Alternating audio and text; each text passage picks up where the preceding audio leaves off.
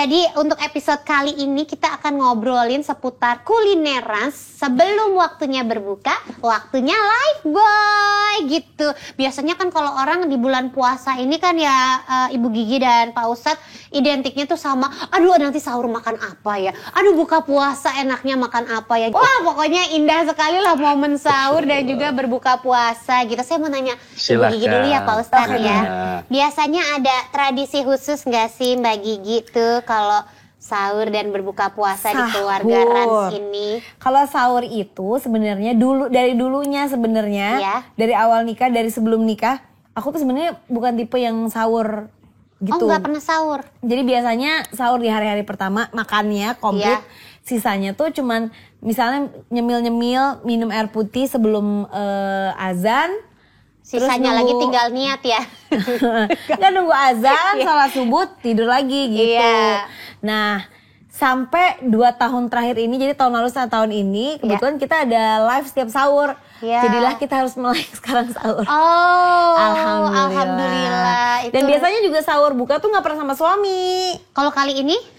Jadinya sahurnya bareng. Tapi gitu. bukannya enggak? Bukannya enggak. Oh, gitu. Masya Allah. Jadi dapat rezeki bersama. Betul. Sahur bisa barengan gitu. Nah, jadi berarti nggak sahur sama anak-anak. Rafathar udah puasa kan? Puasa. Jadi biasanya ikut bareng juga. Kan di rumah syutingnya. Oh iya juga. Jadi ikutan bareng-bareng ngedeprok bareng sama syutingan gitu ya. Masya Allah. Dan terus ada kesulitan nggak? Kalau terutama apalagi buat anak-anak gitu kan kayak Rafathar umurnya sekarang udah mau 9. Mau 9, berarti puasanya udah hitungannya udah full dong ya? Udah full. Dari berapa tahun tuh? Dari full udah 4 tahun terakhir ini kayaknya. Udah puasanya udah full ya? Rayaza juga konon katanya udah full juga ya puasanya? Udah full, dia mah kalau bisa 2 hari 3 hari sekalian makan, gak makan. Dirapel ya? Bercanda aja, iya. Tapi susah gak kayak bangunin Rafathar untuk sahur? Atau misalnya punya request khusus, aku pokoknya kalau sahur maunya ini, kalau buka aku maunya ini gitu. Susah-susah gampang sih. Kemarin tuh nggak dinyanya. Biasanya tuh tahun-tahun kemarin kan susah kalau sahur. Nah tahun ini tuh di awal-awal tuh dia semangat banget. Oh, sahurnya semangat gitu. Ya walaupun kadang-kadang ada juga kendor gitu, ngantuk mah gitu. Tapi ya dipaksain sahur. Nah kalau dulu Rafathar tuh dari bayinya tuh emang kurang aku biasain. Karena itu dia tadi aku ceritakan, aku tuh biasa gak suka gak bangun sahur. Jadi biasa cuma minum doang terus tidur lagi gitu. Nunggu subuh tidur lagi. Nah karena tahun ini mulai ada acara sahur 2 tahun terakhir ini. Terus aku juga waktu itu dengar dari beberapa ustadz, kayaknya dari kecil itu memang harus ditanamin sebenarnya dibangunin saat sahur, walaupun gak sahur, walaupun gak puasa, supaya dia terbiasa gitu dengan ambience-nya. Jadi itu yang diingat-ingat dia sampai nanti besar gitu, bahwa setiap itu momen Ramadan itu tuh tak terlupakan karena dia ikut bangun sahur, ikut ngerasain vibe-nya gitu ya Ramadan ya. Nah jadi yang kedua ini dari bayinya aku bangunin gitu. Jadi walaupun dia nggak sahur, walaupun dia nggak sahur, tapi biar dia bangun gitu, biar dia lihat orang sekitarnya tuh pada sahur mau puasa gitu. Nanti pas buka puasa dia diajak juga ini sekarang buka puasa gitu. Nanti pengennya dia akan mengerti sendiri gitu bahwa memang keluarga kita pasti ngejalanin ibadah puasa. Berarti bisa dibilang bahwa Rayanza ini pengenalan terhadap ibadah puasanya lebih duluan ketimbang Rafathar pada masanya gitu ya. Tapi kan ya Pak Ustadz kalau saya nggak salah, makan sahur itu adalah merupakan suatu sunnah atau kewajiban ya? Jadi memang sahur ini Nabi sangat menganjurkan sekali. Tasaharu kata Nabi, sahurlah kamu semua di saat lagi mau berpuasa. Kenapa? Karena pada sahur mengandung nilai barokah. Bahkan di dalam hadis yang lain, di mana para malaikat membacakan sholawat kepada hamba-hamba Allah yang bersahur di saat akan berpuasa Ramadan. Masya Allah. Jadi sayang sekali kalau misalkan nggak kita gunakan sunnah ini, karena di Ramadan ini bulan betul-betul bukan diskon lagi ya. Jadi Allah memberikan fasilitas kepada hamba-hambanya cuci gudang. Gitu. Jadi ya ke pasar pagi naik mobil bis. Kalau tidak sahur rugi habis. Aduh Pak Ustadz nyambung aja. Tapi kalau minum air putih doang itu tetap sahur apa nggak sih itu? Sahur itu Mbak Gigi ya nggak mesti harus makan banyak. Dan sahur itu dianjurkan, hebatnya ajaran agama kita ya, berbuka disuruh disegerakan. Tapi sahur dianjurkan untuk diakhirkan. Dimepetin sama imsak Betul gitu Pak sekali. Ustadz. Jadi malah termasuk Iya. yang dimakruh kalau orang sahur jam 12 malam, jam 1 itu malah punten dimakruh jadi dibenci. Yang bagus tuh menjelang subuh. Dan sahur itu bukan berarti harus makan banyak. Ya, jadi mengikuti sunnah Nabi, kalau minjam bahasa hadisnya, idza aftara ahadukum falyuftir ala tamrin, fa illam yajid falyuftir ala ma'in fa innahu tahurun. Dari mulai sahur maupun berbuka, ini hadisnya sama, jika kamu berbuka puasa atau sahur ada kurma maka hanya sebatas kurma itu Nggak dianjurkan apa-apa. bersahur. Sekiranya tidak ada kurma, hatta dengan air putih bersahurlah kamu. Nah, berarti kan air putih berarti nggak apa-apa ya, Ustaz ya? Tidak apa-apa. Yang penting ada yang dimasukkan lah ke Betul rongga mulut sekali. gitu ya Iya. Pak Ustadz ya. Lagi memang dianjurkan oleh dalam Al-Quran kan kulu wasrobu walatus ribu. Makan kamu. Iya. Hai, wahai minumlah. Tapi mohon maaf, ahri cek Sunda mah ulah leluwihan.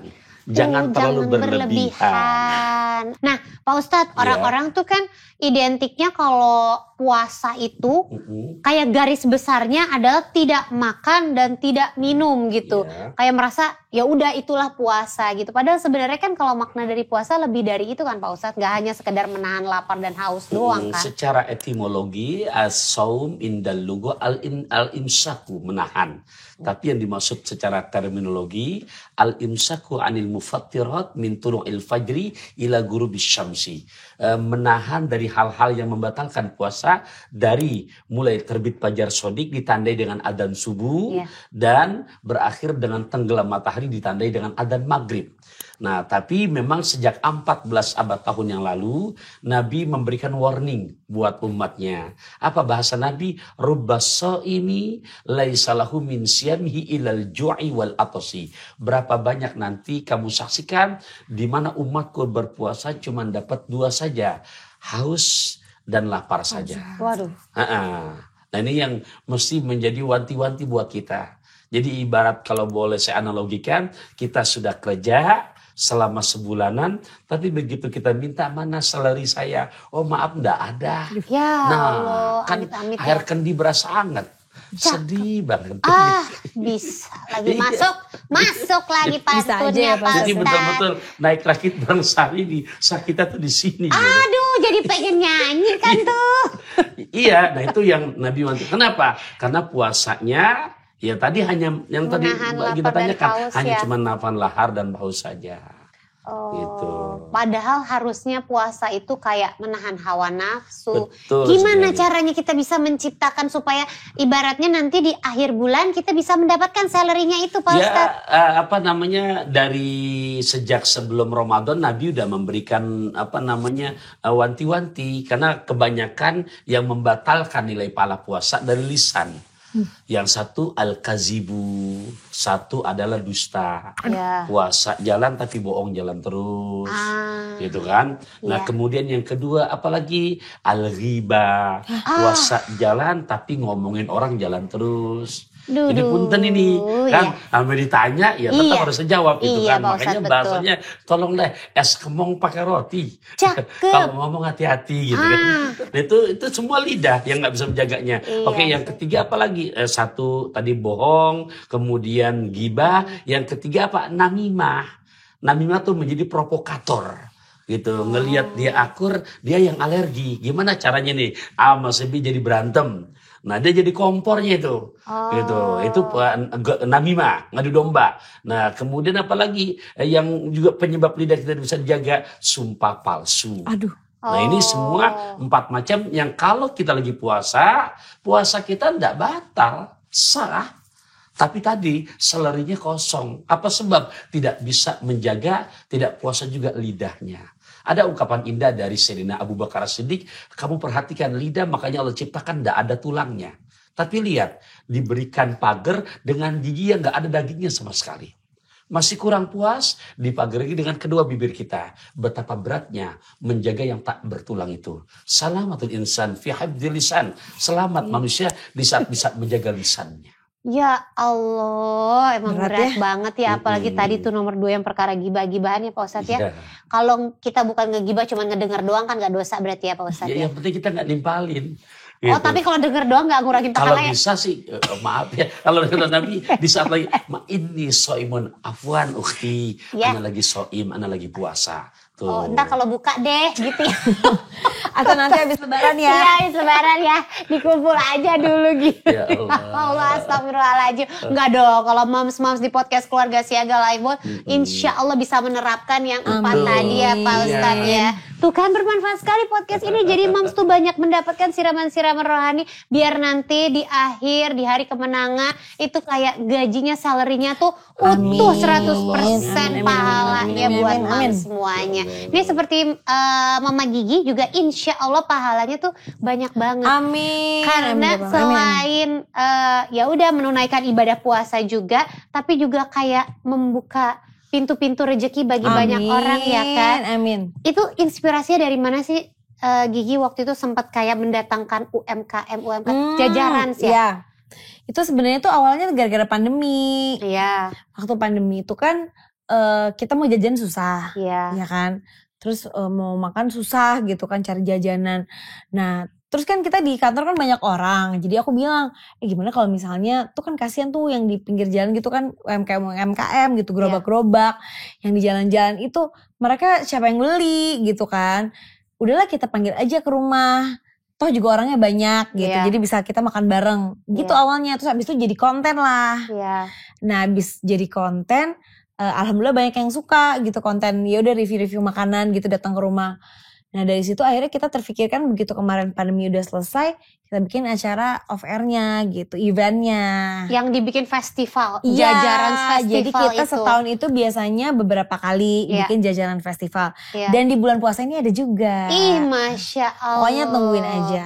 Pokoknya intinya dari tahun kapan tuh ada Festival tuh dari jajaran? tahun lalu ya, ini tahun kedua Berarti di apa tahun kedua ketiga? ya. Mm-mm. Dan diadainnya nggak di rumah? Sini Enggak. dong.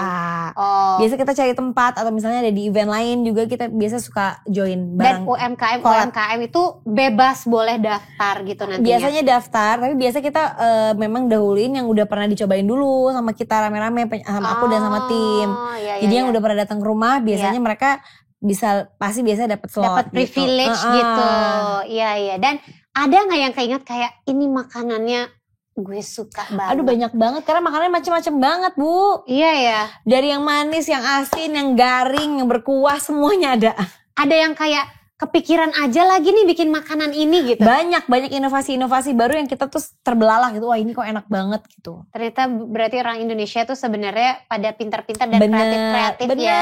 Cuman kayak jalannya aja yang belum terbuka gitu ya enggak sih? Saya mau nanya lagi buat Pak Ustadz. Ya. Ini apalagi kalau kita ngobrolin tadi kayak jajaran, makanannya akan banyak banget. Banyak orang-orang yang kalau puasa tuh begitu buka balas dendam. Saya. Oh langsung tunjuk tangan ya. Apalagi di hari-hari pertama. Oh iya ya.